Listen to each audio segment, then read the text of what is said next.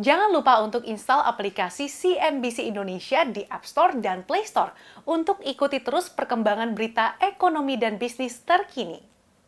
Dana pensiun atau DAPEN dinilai masih kurang berperan terhadap industri. Pasalnya hingga saat ini perbankan masih mendominasi industri keuangan di Indonesia. Oleh karena itu, pemerintah berencana untuk melakukan perombakan tata kelola dana pensiun untuk para pegawai termasuk di dalamnya untuk PNS, TNI, dan juga Polri. Selengkapnya akan kami ulas untuk Anda dalam Carut Marut DAPEN PNS.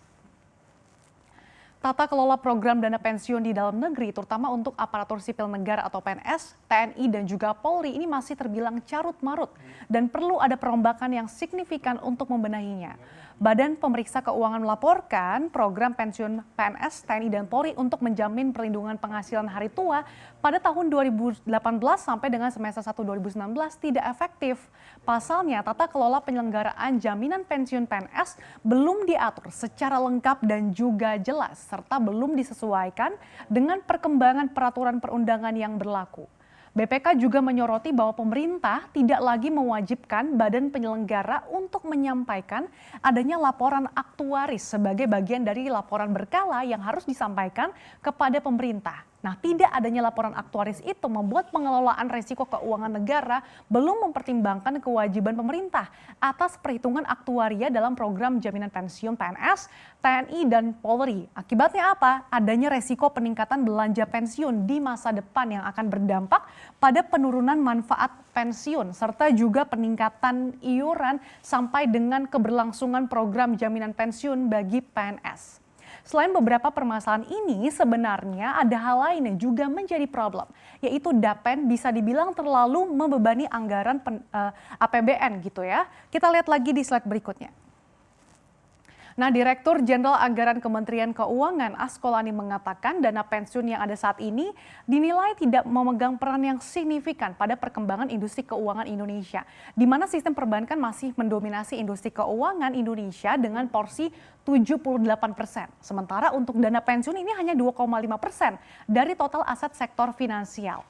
Kemudian ukuran industri dana pensiun Indonesia dari total aset dana pensiun terhadap PDB pun masih jauh tertinggal dari peer countries kita. Oleh karena itu, untuk mendapatkan potensi maksimal, DAPEN harus dikelola dengan baik dan hati-hati atau prudent untuk meningkatkan kepercayaan pada industri dana pensiun. Pasalnya, saat ini pengelolaan DAPEN di Indonesia cenderung menempatkan aset mereka pada instrumen investasi jangka pendek dengan volatilitas rendah dan juga keuntungan yang sedikit.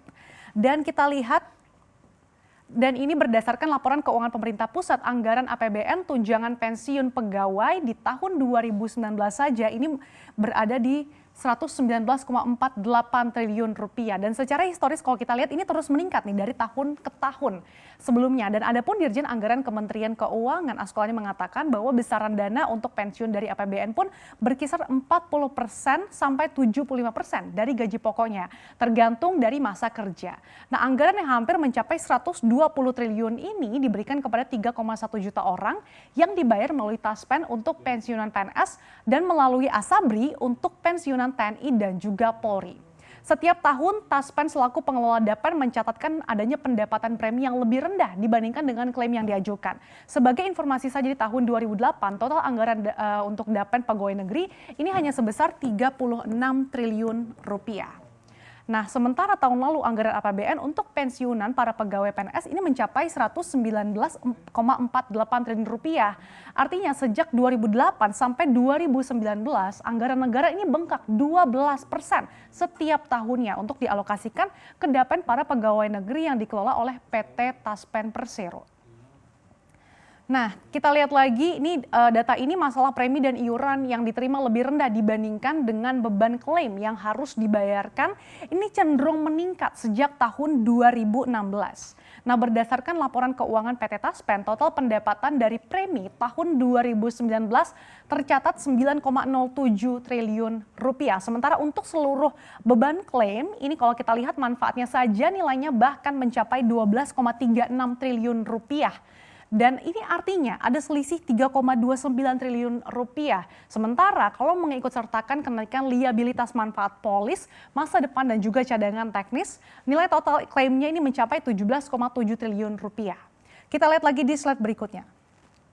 Nah, untuk nambel selisih antara premi iuran dengan klaim yang dibayarkan, Taspen ngandelin imbal hasil investasi dan pendapatan lain. Kalau mengacu pada portofolio dan aset keuangan yang dikelola Dapen, paling banyak nih dialokasikan untuk obligasi dan juga suku kalau kita lihat. Dan proporsinya mencapai lebih dari 80% dari total aset keuangan yang dimiliki. Memang kalau melihat total aset keuangan yang dikelola oleh Taspen yang mencapai 201,1 triliun rupiah, ini imbal hasil yang diperoleh pada tahun lalu ini hanya 9,1 triliun saja atau hanya sebesar 4,5% dari total aset keuangan yang dipegang. Jadi bisa dibayangkan kalau selisih negatif antara premi dan klaim ini terus membengkak dari tahun ke tahun dan return dari investasi Taspen nggak mampu menambal, maka anggaran pensiun untuk para pegawai negeri bakal kian membengkak dong dan semakin membebani anggaran negara. Jadi kita tunggu saja seperti apa perkembangan terbaru dari skema ini. Melihat penasaran ini sebenarnya juga pemerintah berupaya untuk melakukan perombakan tata kelola Dapen bagi para pegawai yang termasuk di dalamnya PNS, TNI dan juga Polri. Nah, selama ini sistem PSU Go diterapkan di dalam negeri. Artinya PNS yang masuki masa pensiun, APBN akan menanggung sampai istri atau suami dan anak. Jadi sistem inilah yang dinilai menjadi faktor pemicu bengkaknya anggaran pemerintah. Dalam sistem tersebut pemerintah membayarkan 75% dari gaji terakhir PNS sampai anaknya dewasa. Nah, uang dari APBN itu kemudian diberikan kepada Taspen dan juga Asabri untuk dikelola penyalurannya kepada pensiunan. Nah, belakangan berkembang nih wacana untuk mengubah skema pembayaran pensiun. Dalam skema terbaru pemerintah dan PNS patungan membayar iuran dana pensiun untuk dikelola Taspen dan juga Asabri dengan mencari return dari investasi sebesar mungkin. Nah, sistem semacam ini juga diterapkan di Thailand dalam program Government Pension Fund atau GPF, di mana para calon penerima manfaat tunjangan pensiun diminta untuk ikut patungan minimal 3% dari gaji dan kontribusi maksimalnya dipatok 15%. Dan kita tunggu saja perkembangannya, semoga saja memang skema pembayaran pensiun yang baru ini bisa meningkatkan kepercayaan pada industri dana pensiun dan tentunya tidak semakin membebani anggaran negara.